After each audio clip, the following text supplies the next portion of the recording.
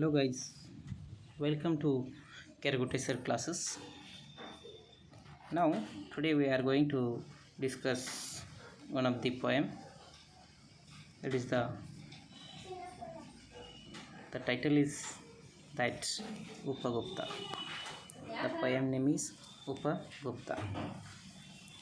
In this poem, the poet described about the aesthetic power. So, how the aesthetic power and another power. See here, who is the poet? The poet is that Rabindranath Tagore. The poet is Rabindranath Tagore. He is the writer of. He wrote the poem Upagupta. And in Upagupta, the poet described about the Buddha and his disciples. In the poem, the poet described about the Buddha and his disciple. You already know about the Buddha. It is the image of Buddha, and he is the disciples of Buddha. Disciple is nothing that followers. Disciple is nothing that followers. And one more character is here in this poem, that is the Vasavadatta. Her name is Vasavadatta. She is one of the most famous beautiful dancer of Mathura Nagar, from Mathura. So now we got some points regarding the poem, poet and characters. These are, the poet is Rabindranath Tagore, and he discussed about the disciple of Buddha. Buddha's disciple was Upagupta, and she is a dancer girl of Mathura. Her name is Vasavadatta. This much the most important character of the poet is to Upagupta and Vasavadatta.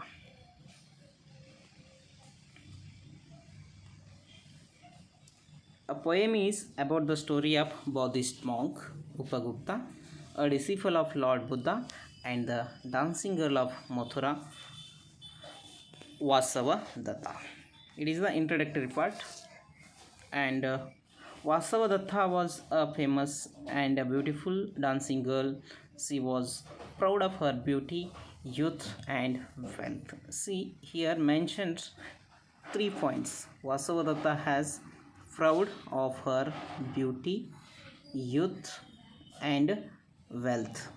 And Upagupta also is mentioned here, and he is the ascetic, epitome of kindness, wisdom, and selflessness. These are the difference between Upagupta and Vasavadatta. Okay. In the one dark night, while walking, Vasavadatta stumbled over the body of Upagupta, who was sleeping on the dusty ground of Mathura. Okay, it is the background, it is the introductory part of this poem. Already you know about this image. This is the image of Lord Buddha, and this is the image of Vasavadatta. She is a beautiful dancer of Mathura.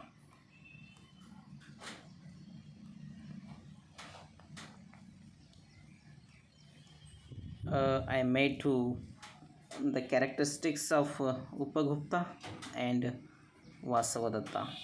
The difference between Upagupta and the Vasavadatta is here mentioned. Both are the characteristics. What kind of characteristics are there? Vasavadatta, Upagupta was a disciple of Lord Buddha. Vasavadatta, the dancing girl of Mathura. Vasavadatta was a famous, beautiful dancing girl, and Upagupta was an aesthetic and epitome of kindness, wisdom, and selflessness. She was proud of her beauty, youth, and her wealthy. So it is the difference between Upagupta and Vasavadatta. It is also a introductory part. We bifurcated it apart from the text.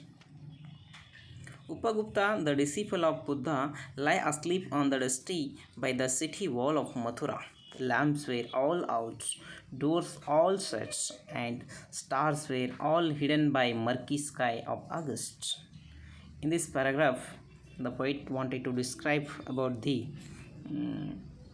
character of Upagupta. Upagupta, who was Upagupta, is cleared here. Upagupta, the disciple of Buddha. Who was the Upagupta? Upagupta was the disciple of Buddha. Lie asleep on the dusty by the city wall of Mathura. Where he sleep? He asleep means ಗಾಢವಾದಂತಹ ನಿದ್ರೆ. So ಗಾಢವಾದಂತಹ ನಿದ್ರೆ ಒಳಗೆ ಮಲಗಿದ್ದಾರೆ. Lie asleep on the dusty by the city wall of Mathura. ಮಥುರಾದ city ವಾಲದ ಹತ್ರ ಏನು ಮಾಡಿದ್ದಾರೆ ಅಂತಂದರೆ ಮಲಗಿದ್ದಾನೆ. Lamps were all out. ದೀಪಗಳೆಲ್ಲವೂ ಏನಾಗಿದ್ದಾವೆ? ಔಟ್ ಆಗಿದ್ದಾವೆ. ಔಟ್ ಮೀನ್ಸ್ ಹಿಯರ್ ಆರಿ ಹೋಗೋದು. ದೀಪಗಳೆಲ್ಲ ಆರಿದಾವೆ. Okay. Doors were all shuts. ಬಾಗಿಲುಗಳೆಲ್ಲ ಏನಾಗಿದ್ದಾವೆ? ಮುಚ್ಚಿದ್ದಾವೆ. ಕತ್ತಲೆ ರಾತ್ರಿಯ ಒಂದು ಸನ್ನಿವೇಶವನ್ನು ನಮ್ಮ ಎದುರಿಗೆ ತರ್ತಾ ಇದ್ದಾರೆ. Doors were all sets, stars were all hidden by the murky sky of August. Stars were all hidden by the murky sky of August. Okay. ಇಲ್ಲಿ ಏನಾಗಿದೆ ಅಂತಂದರೆ ಎಲ್ಲ ಬಾಗಿಲುಗಳು ಮುಚ್ಚಿದ್ದಾವೆ. Stars were hidden. ಸ್ಟಾರ್ಸ್ ಎಲ್ಲ ಏನಾಗಿದ್ದಾವೆ ಅಂತಂದರೆ ಹಿಡನ್ ಆಗಿದ್ದಾವೆ. ಹಿಡನ್ ಅಂತಂದರೆ ಮರೆಮಾಚಿ ಕುಳಿತುಕೊಳ್ಳೋದು. So see here image is come in front of you. So it is the image Upagupta asleep on the road of Mathura. Okay. So here is one more image you are seeing. It is the cloudy climate. On this cloudy climate, stars are hidden behind the cloud. So it is called, a poet called it as the murky sky. The poet called it as the murky sky. Okay. Murky sky ಅನ್ನುವಂಥ ಶಬ್ದದಿಂದ ಕವಿ ಇಲ್ಲಿ ಕರೆದಿದ್ದಾನೆ. ಅಂತಂದರೆ ದಟ್ಟಣೆಯಾದಂತಹ ಒಂದು ಮೋಡ ಆವರಿಸಿದೆ. ಆ ಮೋಡದ ಹಿಂದೆ ಮರೆಯಾಗಿ ನಕ್ಷತ್ರಗಳು ಮರೆಯಾಗಿದ್ದಾವೆ. ಮಳೆಗಾಲದಲ್ಲಿ ನೋಡುವಂಥ ಸನ್ನಿವೇಶ. Okay. And C was a dancer girl, Vasavadatta. She stumbled over the Upagupta. Okay. ನೋಡ್ರಿ, hidden by the murky sky of August. Upagupta ಇಲ್ಲಿ ಬುದ್ಧನ ಅನುಯಾಯಿ ಉಪಗುಪ್ತ ಏನು ಮಾಡಿದ್ದಾನೆ ಅಂತಂದರೆ ರಸ್ತೆ ಮೇಲೆ ಮಲಗಿದ್ದಾರೆ. ಆವಾಗ ಏನಾಗಿದೆ ಅಂತಂದರೆ ಆಕಾಶದೊಳಗೆ ಎಲ್ಲ ನಕ್ಷತ್ರಗಳು ಕೂಡ ಏನಾಗಿದ್ದಾವೆ ಅಂತಂದರೆ ಮೋಡದ ಹಿಂದೆ ಮರೆಯಾಗಿದ್ದಾವೆ. ಹೋಗ್ತಿರ್ಬೇಕಾದ್ರೆ ದಾರಿಯೊಳಗೆ ಏನಾಗಿದ್ದಾಳೆ ಅಂತಂದರೆ ವಾಸವದತ್ತ ಅವಳನ್ನು ಸ್ಟಂಬಲ್ ಮಾಡಿದ್ದಾಳೆ. Whose feets were those twinkling with anklets. Touching his breast of sudden he woke up startled, and light from a woman's lamp struck his forgiving eyes. Whose feet were those twinkling? ಅವಳ ಗೆಜ್ಜೆಗಳು twinkling ಏನಾಗ್ತಿತ್ತು ಅಂತಂದರೆ ಗೆಜ್ಜೆ ಶಬ್ದಗಳಿಂದ ಫೀಟ್ಸ್ ಕಾಲುಗಳು, ಗೆಜ್ಜೆ ಶಬ್ದಗಳಿಂದ ಗೆಜ್ಜೆ ಶಬ್ದ ಬರ್ತಿತ್ತು. ಟಚಿಂಗ್ ಹೀಸ್ ಬ್ರೆಸ್ಟ್, ಆತನ ಎದೆಯನ್ನು. ಉಪಗುಪ್ತ ಏನು ರಸ್ತೆಯ ಪಕ್ಕದಲ್ಲಿ ಮಲಗಿದಾನೋ ಆ ಪಕ್ಕದಲ್ಲಿ ಮಲಗಿರುವಂಥ ಉಪಗುಪ್ತನ ಎದೆಗೆ ಏನಾಗಿದೆ ಅಂದರೆ ಕಾಲವನ್ನು ತಾಗಿದೆ. ಸಡನ್ನಾಗಿ ಒಮ್ಮಿಂದೊಮ್ಮೆಲೆ ಗೆಜ್ಜೆ ಶಬ್ದ ಬರ್ತಿರ್ಬೇಕಾದ್ರೆ ಗೆಜ್ಜೆ ಶಬ್ದ ಬರ್ತಾ ಬರ್ತಾ ಕಾಲನ್ನು ಯಾರ ಮೇಲೆ ಅಂತಂದರೆ ಉಪಗುಪ್ತನಿಗೆ ತಾಗಿದೆ. Okay. So he woke up. Why did Upagupta woke up? Because Vasavadatta stumbled over him, so that's why he woke up. He woke up startled, and the light from the woman's lamp struck his forgiving eyes. He woke up. ಇಲ್ಲಿ ಏನಾಗುತ್ತೆ ಅಂತಂದರೆ ಹೊರಬಾಗಿ ಕೆಲಸ ಮಾಡುತ್ತದೆ. Okay. He started, and the light from woman's lamp struck his forgiving eyes. So ಸಡನ್ನಾಗಿ ಒಮ್ಮಿಂದೊಮ್ಮೆಲೇ ಹೇಳೋದ್ರಿಂದ ಏನು ಮಾಡ್ತಾನೆ ಅಂತಂದರೆ ಏನಾಗುತ್ತೆ ಅಂತಂದರೆ ಸಡನ್ನಾಗಿ ಸರ್ಪ್ರೈಸ್ಡಾಗಿ ಅವನಿಗೆ ಆಶ್ಚರ್ಯ ಆಗ್ತದೆ. ಆವಾಗ stuck his forgiving eyes, strike effect ಕ್ಷಮೆ ಕೇಳುವಂಥ ಕ್ಷಮೆಯ ಮನೋಭಾವನೆಯಿಂದ ಕ್ಷಮೆಯಿಂದ ಅವಳು ಫಾರ್ಗಿವಿಂಗ್ ಕ್ಷಮೆಯನ್ನು ಕೇಳ್ತಾ ಇದ್ದಾಳೆ. Merciful forgiving means merciful. Excusing struck means affected. Struck means affected. Strike.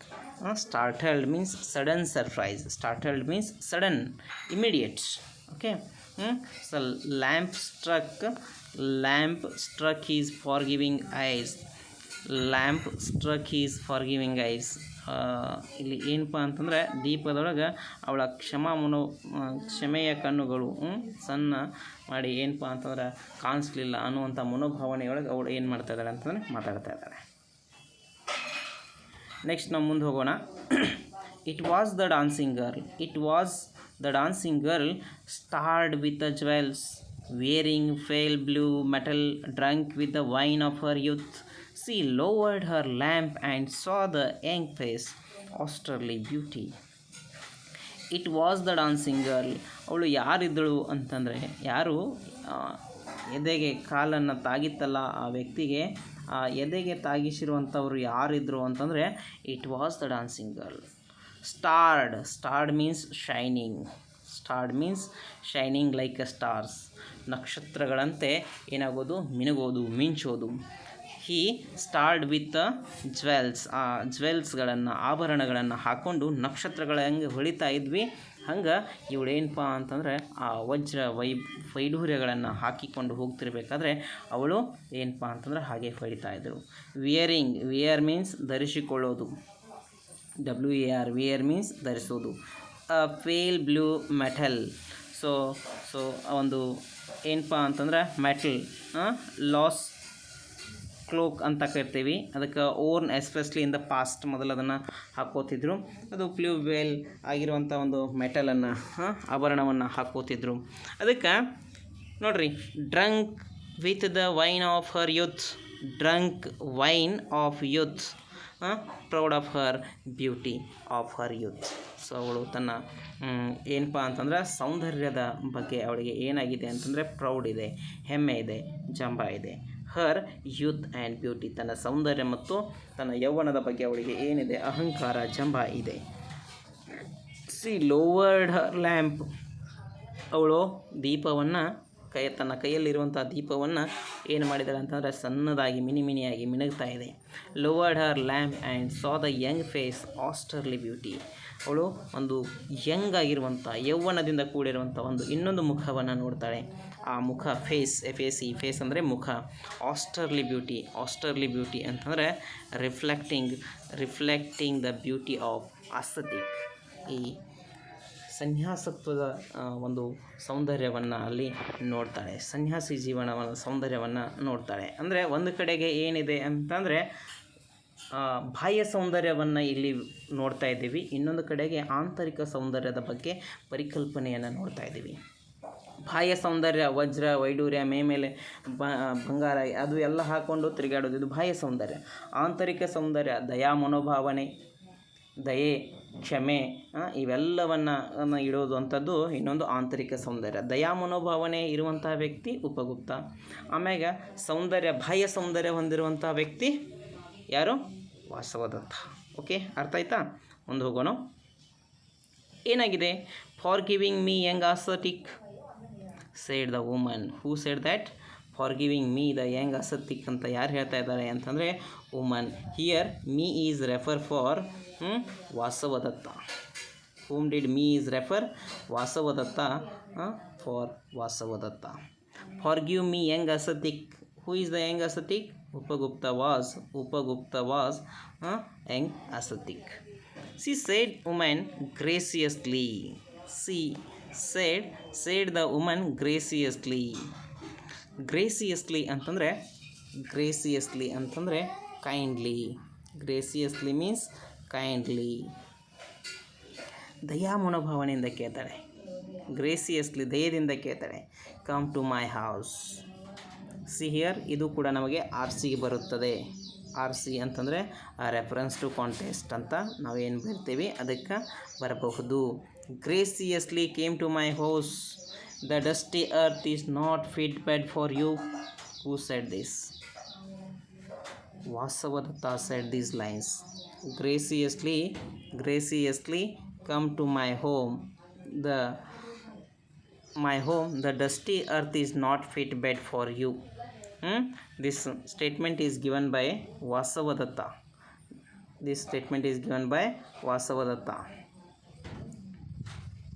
Okay, it is not fit bed for you.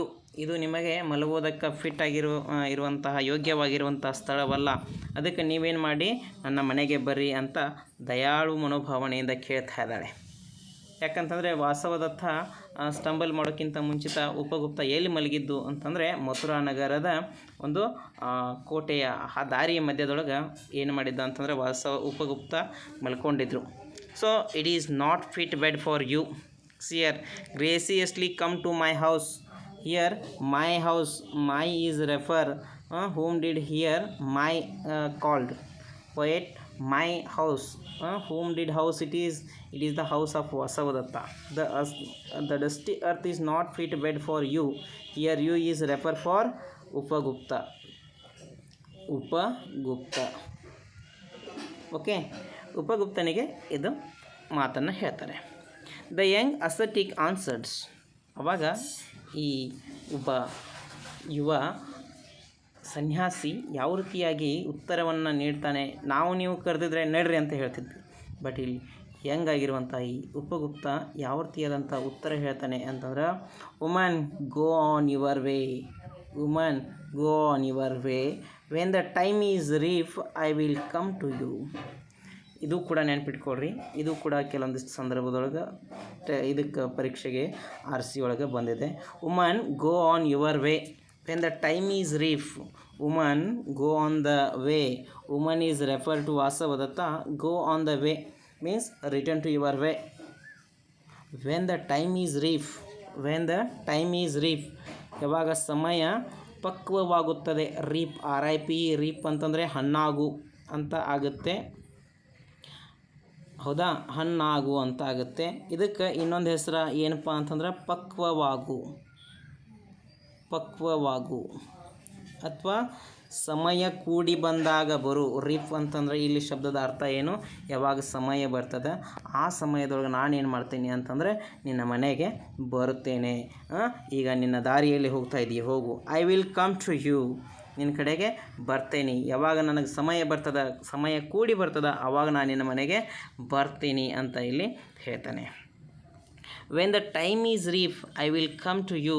Suddenly the black night showed its teeths. So ಅವಾಗ ಸಡನ್ನಾಗಿ ಒಮ್ಮಿಂದೊಮ್ಮೆಲೆ ಏನಾಗುತ್ತೆ ಅಂತಂದರೆ ಬ್ಲ್ಯಾಕ್ ನೈಟ್, ಈ ಕತ್ತಲೆ ಆವರಿಸಿದಂತಹ ಕತ್ತಲೆಯೊಳಗೆ showed its teeth in the flash of lightning. ಅಷ್ಟರೊಳಗೆ ಏನು ಸಿಡಿಲು ಮಿಂಚು ಆಗ್ತಾಯಿತ್ತು. ಆ ಮಿಂಚಿನೊಳಗೆ ಏನಪ್ಪ ಅಂತಂದರೆ ಅವಳು ಆ ಕಪ್ಪು ಆವರಿಸಿರುವಂಥ ರಾತ್ರಿಯಲ್ಲಿ ಅವಳ ಹಲ್ಲುಗಳು ಕಾಣುತ್ತವೆ. ಇನ್ ದ ಫ್ಲ್ಯಾಶ್ ಆಫ್ ಲೈಟ್ನಿಂಗ್ ಅಂತಂದ್ರೆ ಸಿಡಿಲಾಗೋದು, ಸಿಡಿಲು ಮಿಂಚು ಗುಡುಗಾಗೋದು, ಮಿಂಚಾಗ್ತದೆ, ಅದಕ್ಕೆ ಲೈಟ್ನಿಂಗ್ ಅಂತ ಕೇಳ್ತೀವಿ. The storm ಗ್ರಾಲ್ಡ್.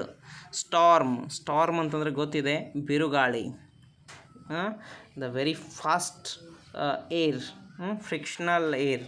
A storm growled means a long deep sound or series of sounds. So ಗುಡುಗುವಿನ ಶಬ್ದವನ್ನು ಕೇಳಿಸ್ತಾ ಇದೆ. From the corner of the sky, ಈ ಆಕಾಶದ ಒಂದು ಮೂಲೆಯಿಂದ ಏನಪ್ಪ ಅಂತಂದರೆ ಬಿರುಗಾಳಿಯನ್ನು ಬೀಸ್ತಾ ಇದೆ, ಜೋರಾಗಿರುವಂಥ ಗಾಳಿ ಬೀಸ್ತಾ ಇದೆ. ಗುಡುಗು, ಮೋಡ ಕವಿದಿರುವಂಥ ವಾತಾವರಣದೊಳಗೆ ಗುಡುಗಾಗ್ತಾ ಇದೆ. ಸೊ ಈ ವಾತಾವರಣವನ್ನು ಇಲ್ಲಿ ತೋರಿಸಿದ್ದಾರೆ. Flash of lightning, the storm growled from the corner of the sky and the woman trembled in the fear of some unknown danger. So ಇಲ್ಲಿ ಈ ಹೆಣ್ಮಗಳು ಏನಪ್ಪ ಅಂತಂದ್ರೆ the woman trembled in a fear unknown danger, ಒಂದು ಅಪರಿಚಿತವಾಗಿರುವಂತಹ ಏನಪ್ಪ ಒಂದು ಅಪರಿಚಿತ ಯಾವುದೇ ರೀತಿಯಾದಂಥ ಅಪಾಯ, ಒಂದು ಗೊತ್ತಿಲ್ಲದಂಥ ಅಪಾಯದ ಬಗ್ಗೆ ಅವಳು ಏನಪ್ಪ ಅಂತಂದ್ರೆ ಹೆದರಿಕೊಂಡಿದ್ದಾಳೆ. ಟ್ರಿಂಬಲ್ಡ್ ಇನ್ ಗಾಬರಿಯಾಗಿ ಹೆದರಿಕೊಂಡಿದ್ದಾಳೆ. ಅವಳು ಗಾಬರಿಯಾಗಿ ಏನಾಗಿದ್ದಾಳೆ ಅಂತಂದ್ರೆ ಹೆದರಿಕೊಂಡಿದ್ದಾಳೆ. Corner of the sky and the woman trembled in fear of some unknown danger. ಅಪರಿಚಿತವಾಗಿರುವಂತಹ ಈ ದುಃಖದಿಂದ, ಅಪರಿಚಿತವಾಗಿರುವಂಥ ಭಯದಿಂದ ಏನಪ್ಪ ಅಂತಂದರೆ ಹೆದರಿಕೊಂಡಿದ್ದಾಳೆ. ಮುಂದೆ ಏನಾಗುತ್ತೆ ಅಂತಂದರೆ ನೋಡ್ರಿ, a year has not yet passed. A year has not yet passed. It was evening of the day in April. In spring season, the branches of the wayside trees were full of blossom. Gay notes of the flute came floating in the warm spring air from afar. Upagupta passed through the city gate and stood at the base of rampart.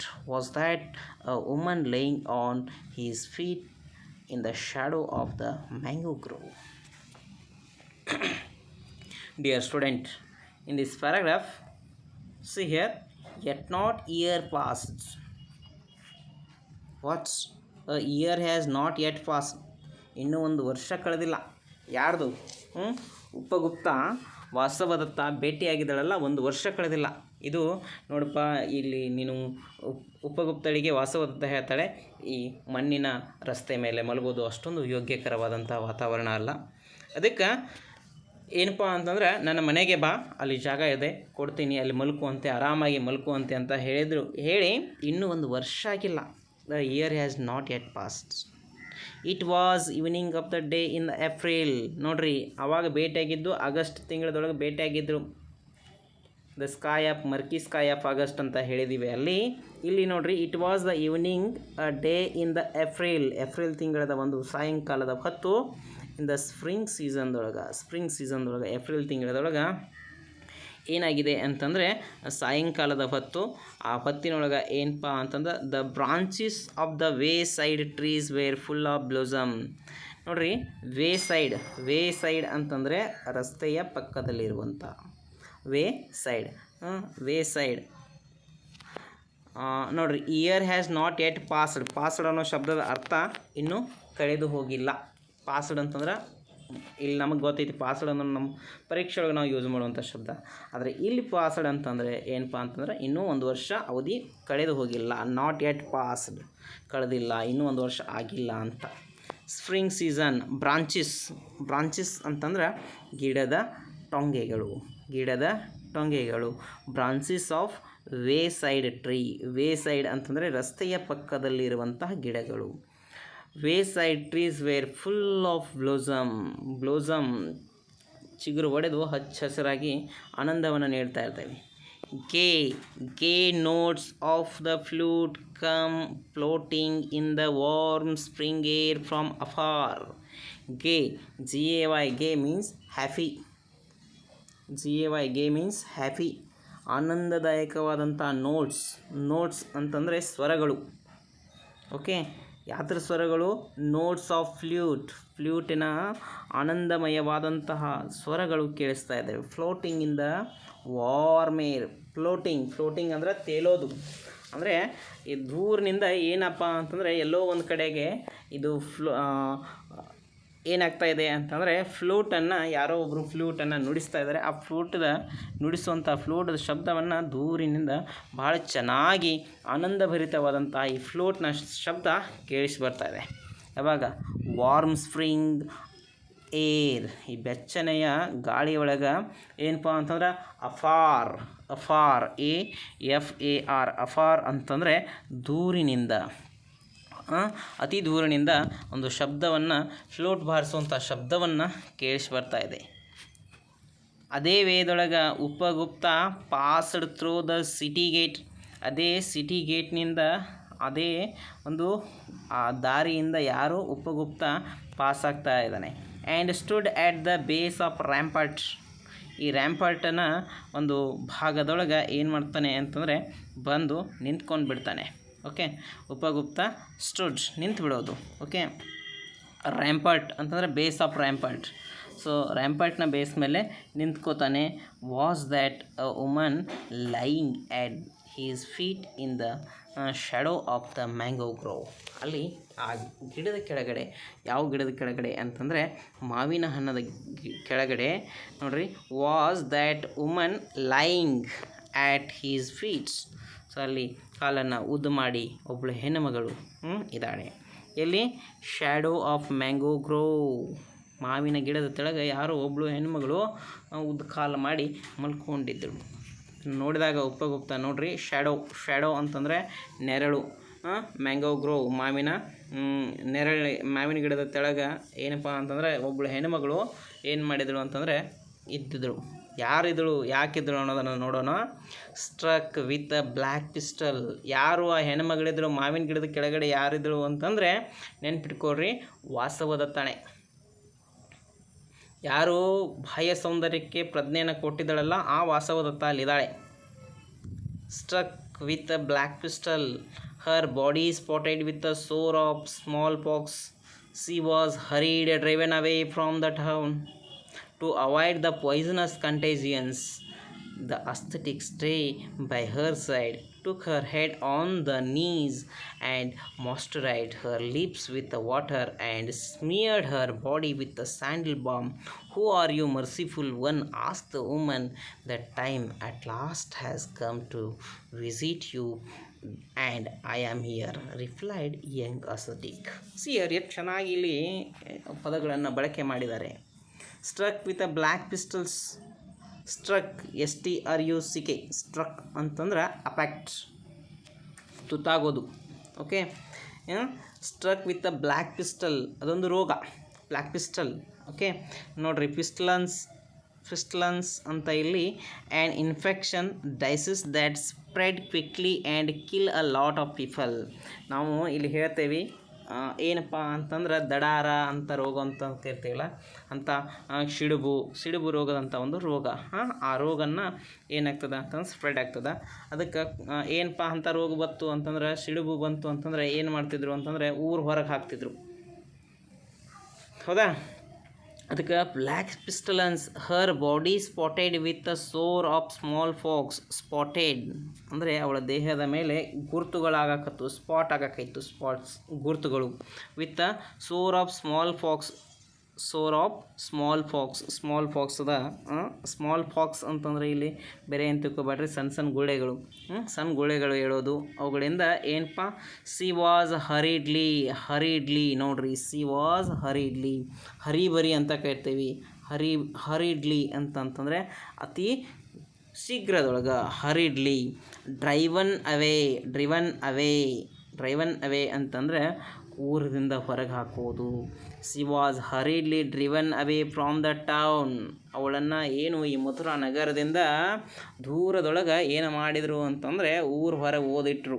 ಯಾರಿಗೆ? ವಾಸವದತ್ತ. ಅವಳು ಯಾಕಿಟ್ರು ಅಂತಂದ್ರೆ ಒಬ್ಬಳು ದೊಡ್ಡ dancer, ಅವಳಿಗೆ ಎಂಥ ಪ್ರಸಂಗ ಬಂದಿದೆ ನೋಡ್ರಿ. ಅವಳಿಗೆ ಸ್ಮಾಲ್ ಫಾಕ್ಸ್ ಆಗಿದೆ. Struck, she was affected with black pestilence ಅನ್ನುವಂಥ ರೋಗಕ್ಕೆ ತುತ್ತಾಗಿದ್ದಾಳೆ. ಸೊ ನಿಮ್ಗೆ ನಾನು ಕನ್ನಡದ ಆ ಶಬ್ದ ಹೇಳಿದರೆ ಅದನ್ನು ನೀವು ಪರೀಕ್ಷೆ ಒಳಗೂ ಕೂಡ ಅದೇ ಪದವನ್ನು ಬಳಕೆ ಮಾಡ್ತೀರಿ. ಅದಕ್ಕೆ ಬ್ಲ್ಯಾಕ್ ಪಿಸ್ಟಲನ್ಸ್ ಅಂತಲೇ ಹೇಳ್ತೀನಿ. ಅದನ್ನೇ ಶಬ್ದವನ್ನು ನೆನ್ಪಿಟ್ಕೋರಿ, ಬ್ಲ್ಯಾಕ್ ಪಿಸ್ಟಲನ್ಸ್ ಅಂತಲೇ ನೆನ್ಪಿಟ್ಕೋರಿ. ಸೊ ಯಾಕೆ ಅವಳನ್ನು C was ಹರಿಡ್ಲಿ driven away from the town, ಅವಳನ್ನು ಭಾಳ ಗಡಿಬಿಡಿಯಿಂದ ಏನು ಮಾಡಲಾಯಿತು ಅಂತಂದರೆ ಪಟ್ಟಣದಿಂದ ಹೊರಗೆ ಹಾಕಲಾಯಿತು. ಅವಾಯ್ಡ್ ಹರ್ ಪಾಯ್ಸನಸ್ ಕಂಟೇಜಿಯನ್ಸ್, ಅವಳಿಂದ ಏನಪ್ಪ ಅಂತಂದ್ರೆ ಪಾಯ್ಸನ್ ಅಂತಂದರೆ ವಿಷ. POISONOUS,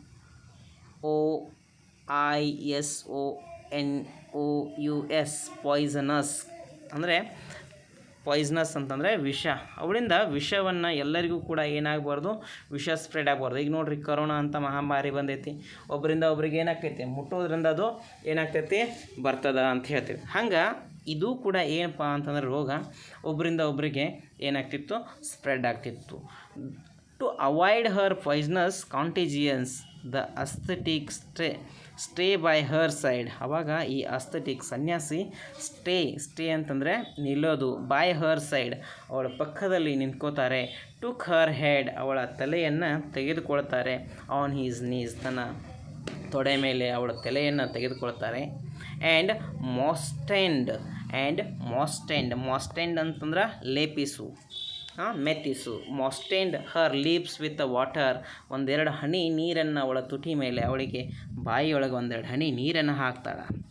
ಸ್ಮಿಯರ್ಡ್ ಹರ್ ಬಾಡಿ, ಹೌದಾ, ಸ್ಮಿಯರ್ಡ್ ಹರ್ ಬಾಡಿ ಏನು ಮಾಡ್ತಾಳೆ ಅಂತಂದರೆ ಅವಳ ದೇಹಕ್ಕೆ ಎಲ್ಲವನ್ನು ಸ್ಯಾಂಡಲ್ ಬಾಂಬ್. ಸ್ಮಿಯರ್ಡ್ ಮೀನ್ಸ್ ಅಪ್ಲೈಡ್, ಹಚ್ಚೋದು. ಸ್ಮಿಯರ್ಡ್ ಅಂತಂದರೆ ಅಪ್ಲೈಡ್ ಅಂತಂದ್ರೆ ಹಚ್ಚೋದು. ಅವಳ ದೇಹಕ್ಕೆ ಏನು ಮಾಡ್ತಾರೆ ಅಂತಂದರೆ smeared her body with sandal balm BALM ಇದೆ, ಅಲ್ಲಿ ಎಲ್ ಏನಾಗ್ತದೆ ಅಂತಂದರೆ BALM ಅನ್ನುವಂಥ ಶಬ್ದದೊಳಗೆ ಎಲ್ ಏನಾಗುತ್ತೆ ಸೈಲೆಂಟ್ ಆಗ್ತದೆ, ಬಾಮ್ ಅನ್ನಬೇಕು ಅದಕ್ಕೆ ಬಾಮ್. ಓಕೆ, ಸ್ಯಾಂಡಲ್ ಬಾಮನ್ನು ಹಚ್ತಾರೆ. Who are you merciful one ಅಂತ ಕೇಳ್ತಾಳೆ. ಯಾರು ವಾಸವದತ್ತ ಇದ್ದವಳು ಕೇಳ್ತಾ ಇದ್ದಾಳೆ. ಯಾರಿಗೆ ಕೇಳ್ತಾ ಇದ್ದಾಳೆ ಅಂತಂದರೆ ಈ ಉಪಗುಪ್ತನಿಗೆ ಕೇಳ್ತಾ ಇದ್ದಾರೆ. ನೆನ್ಪಿಟ್ಕೋರಿ ಈ ಲೈನನ್ನು. Who are you merciful one woman, the time at last, who are you merciful one ಅಂತ ಇಲ್ಲಿ ಪ್ರಶ್ನೆ ಕೇಳ್ತಾರೆ. Who are you merciful one, confusion ಮಾಡೋದಕ್ಕೆ ಇಂಥವ ನಡುವೆನೂ ಹಾಕಿಬಿಟ್ಟಿರ್ತಾರೆ. Okay, who are you merciful one, ಇಂಥ ದಯಾ ಮನೋಭಾವನೆಯ ವ್ಯಕ್ತಿ ಯಾರಪ್ಪ ನೀನು ಅಂತ ಕೇಳ್ತಾ ಇದ್ದಾರೆ. ಆವಾಗ ಆಸ್ಕ್ ದ ವುಮನ್, ಈ ಮಾತನ್ನು ಯಾರು ಕೇಳ್ತಾ ಇದ್ದಾರೆ? Woman is nothing that Vasavadatta ask to aesthetic beauty, Upagupta. Okay, ask the woman, ಆವಾಗ ಉತ್ತರ ಏನಪ್ಪ ಅಂತಂದ್ರೆ the time at last has come visit you and I am here, replied the young aesthetic. The time at last has came to visit you and I am here, replied young aesthetic. At last ಕೊನೆಯದಾಗಿ ಆ ಸಮಯ ಏನಾಗಿದೆ? ರಿಫ್ ಆಗಿದೆ, RIP ರಿಫ್ ಆಗಿದೆ. ಅಂದರೆ ಆ ಕೊನೆಯ ಗಳಿಗೆ ಬಂದಿದೆ. ನಿನ್ನನ್ನು ಭೇಟಿಯಾಗುವಂತಹ, ನನಗೆ ಹೇಳಿದ್ದಲ್ಲ ನನ್ನ ಮನೆಗೆ ಬಾ ಅಂತ, ಆವಾಗ ಬರುವಂಥ ಅವಕಾಶ ಇರಲಿಲ್ಲ. ಈಗ ನೀನು ಕಷ್ಟದಲ್ಲಿದೆ, ಅದಕ್ಕೆ ನಾನು ಬಂದಿದ್ದೀನಿ. The time at last has came to visit you and I am here. ನಿನಗೆ ಭೇಟಿಯಾಗುವಂಥ ಸಮಯ ಏನಾಗಿದೆ ಅಂತಂದರೆ ಈಗ ಬಂದಿದೆ, ಅದಕ್ಕೆ ನಾನು ಇಲ್ಲಿದ್ದೀನಿ, ನಿನಗೆ ಭೇಟಿಯಾಗಕ್ಕೆ ಬಂದಿದ್ದೀನಿ ಅಂತ ಯಾರು ಹೇಳ್ತಾರೆ? ಯಂಗ್ ಅಸೆಟಿಕ್ ಆಗಿರುವಂಥ ಉಪಗುಪ್ತ ಈ ಮಾತನ್ನು ಹೇಳ್ತಾರೆ. ಅಂದರೆ ಇಲ್ಲಿ ನೋಡ್ರಿ, ಯಾವಾಗ ಕಷ್ಟದೊಳಗಿದ್ದಳು ಎಲ್ಲ ಜನ ಏನು ಮಾಡ್ತಿದ್ರು ಅಂತಂದರೆ ಅವಳ ಸೌಂದರ್ಯ, ಅವಳ ನರ್ತನೆ ಎಲ್ಲವನ್ನು ಕೂಡ ಆನಂದಿಸ್ತಾ ಇದ್ದರು. ಆದರೆ ಅವಳಿಗೆ ದುಃಖ ಬಂದ ತಕ್ಷಣ ಅವಳನ್ನು ಏನು ಮಾಡಲಾಯಿತು ಅಂತಂದರೆ ಪಟ್ಟಣದಿಂದನೇ ಹೊರಗೆ ಹಾಕಲಾಯಿತು. ಆದರೆ ಯಾವಾಗ ಇಂಥ ಸಂದರ್ಭದೊಳಗೆ ಯಾರಪ್ಪ ಅಂತಂದರೆ ಕಷ್ಟ ಬಂದಂಥ ಸಂದರ್ಭದೊಳಗೆ ದಯಾ ಮನೋಭಾವನೆಯನ್ನು ತೋರಿಸುವಂಥ ವ್ಯಕ್ತಿ ಈ ಸನ್ಯಾಸಿಗಳು. ಅದಕ್ಕೆ ಈ ಸನ್ಯಾಸಿ ಏನು ಮಾಡ್ತಾನೆ ಅಂತಂದರೆ ನಾನು ನಿನಗೆ ಸಹಾಯ ಮಾಡೋದಕ್ಕೆ ಬಂದಂಥ ವ್ಯಕ್ತಿ ನಾನೇ, ಈಗ ಸಮಯ ಬಂದಿದೆ ಅಂತ ಇಲ್ಲಿ ಏನಪ್ಪ ಅಂತಂದರೆ ಕೇಳ್ತಾ ಇದ್ದಾರೆ. ಸೊ ಇದಿಷ್ಟು ಈ ಪದ್ಯದ ಬಗ್ಗೆ ನಾವು ಚರ್ಚೆ ಮಾಡಿರುವಂಥ ಅಂಶಗಳನ್ನು, ಇವುಗಳನ್ನೆಲ್ಲ ಚೆನ್ನಾಗಿ ನಾವು ಏನು ಮಾಡಬೇಕು ಅಂತಂದರೆ ಓದ್ಕೋಬೇಕು. ಓದ್ಕೊಂಡು